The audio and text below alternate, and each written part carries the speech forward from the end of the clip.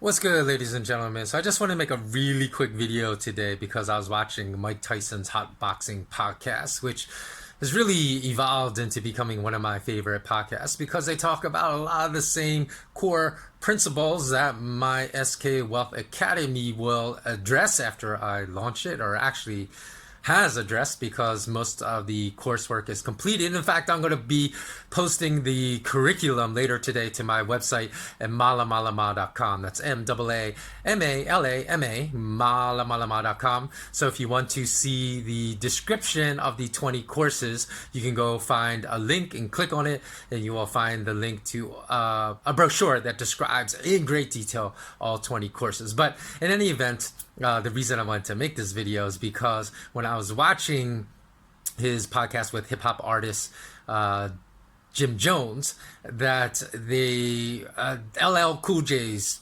name came up, and they were talking about him, LL, being a hip hop icon, and how Mike once met him, and he said if any other up and coming young artists, since LL has been in the game for so long, have ever asked him, hey, what do I do with all this money now? You know, if they made like $1 million or $5 million, it's like, how do I ensure that I keep it, that I grow it, that I preserve it? What have you done to ensure that, you know, you can that the money you've made off of your long career is going to provide for you and your family for long into retirement and whatnot? And Mike said he was shocked when LL told him, well, they don't really ask me that, you know. So and then Jim Jones, hip hop artist Jim Jones, replied, well, it's so really hard to get close to icons like LL, because when are you ever going to meet him? Because you know, a legend like that, you know, just don't meet.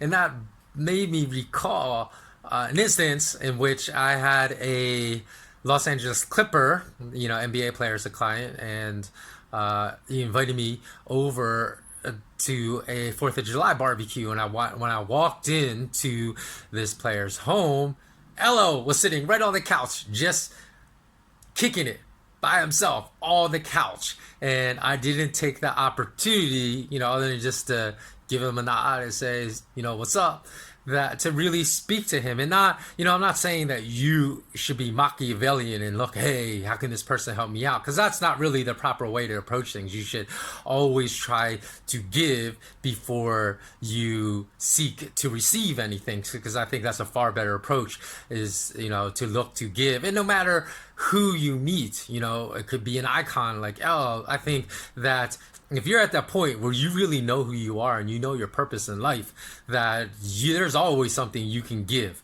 You know, people say, oh, what do I have to give to that person? It's not a matter of income. It's not a matter of wealth. It's not a matter of profile. There are things you can offer if you figured out life to someone else. So the only regret I have back then, and why I'm making this video, is because hopefully others won't make the same mistake I did, is that, you know, I should have taken that time, because it was such an opportunity to speak to a hip hop icon like LL. And, you know, just having heard him in other interviews, I think that he shares a lot of the same values of, you know, that I promote at SK Wealth Academy, you know, more holistic approach to success, to wealth, and things of that nature. And, you know, had I struck up a conversation, who knows what would happen? You know, maybe I'd still be in touch with him. It would have been awesome to have him as a spokesperson for the launch of my academy. So there are basically, what I'm saying is that there are opportunities that come up, you know, in life, and you got to walk through that door, because, you know, that door can only be presented to you. But if you do not walk through that door, then you are going to stymie your development, whether that development is your career development, your development as a human being. So one shouldn't be afraid to really, you know, approach these opportunities and take advantage of them. And again, that's totally different than taking advantage of someone else. You know, it's not like, oh, I'm just looking to maximize and leverage up this opportunity, and that I want to parlay this opportunity something better for me. No, like I said, you should always, you know, seek to offer to give before you receive, but also you shouldn't also look to turn your back on opportunities. So when opportunities do come up, I would encourage everyone to take advantage of those opportunities, because they don't come every single day or every week, or they might not even come every year. So if you find yourself in that position that I was many years ago, make sure that you take advantage of those opportunities. Okay, that's all. I hope, again, that...